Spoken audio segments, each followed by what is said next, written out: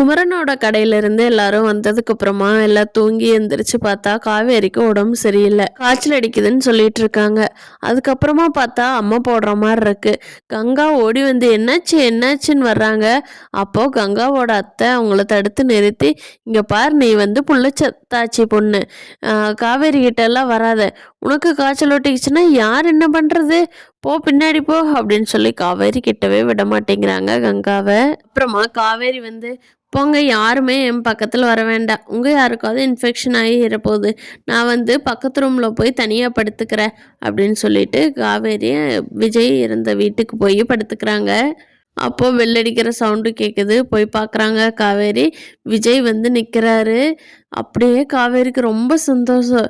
எப்படிங்க, நான் இப்போ தான் ஃபீல் பண்ணிகிட்டு இருந்தேன், தனியாக வந்து படுத்துருக்குறமே அப்படின்னு சொல்லி, சீக்கிரமாக உள்ளே வாங்க அப்படின்னு சொல்லிட்டு கதவை சாத்திக்கிறாங்க.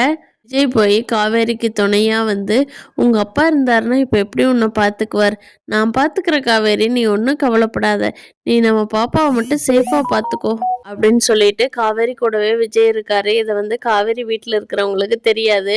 விஜய் வந்து ஹவுஸ் ஓனர் மாமியை மட்டும் கரெக்ட் பண்ணி வச்சுட்டு வீட்டுக்குள்ளே வந்து காவேரி கூட இருக்காங்க. ஒரு டைம் கதவு தட்டுறப்போ விஜய் போய் தெரியாமல் கதவை ஓப்பன் பண்ணிடுறாங்க. பாங்க பார்த்தா காவேரியோட அம்மா சாப்பாடு கொண்டுட்டு வந்து நின்றுட்டுருக்காங்க. நல்ல வேலையாக அவங்க திரும்பி யாரோடோ பேசிகிட்டு இருந்ததுனால விஜயை பார்க்கல. ஒரு வழியாக சமாளித்து காவேரி அவங்க அம்மாவை வெளியே அனுப்பிச்சி வச்சிடுறாங்க. விஜய் வந்து போலீஸுக்கு தெரியாமல் ஒளிஞ்சிட்டு இருக்கிறப்பவே காவேரிக்கு இவ்வளோ சப்போர்ட் பண்ணுறாரே. சீக்கிரமாக காவேரி விஜயும் ஒன்று சேர்ந்தாங்கன்னா விஜய் எப்படி காவேரியும் பாப்பாவையும் பார்த்துக்குவாங்க.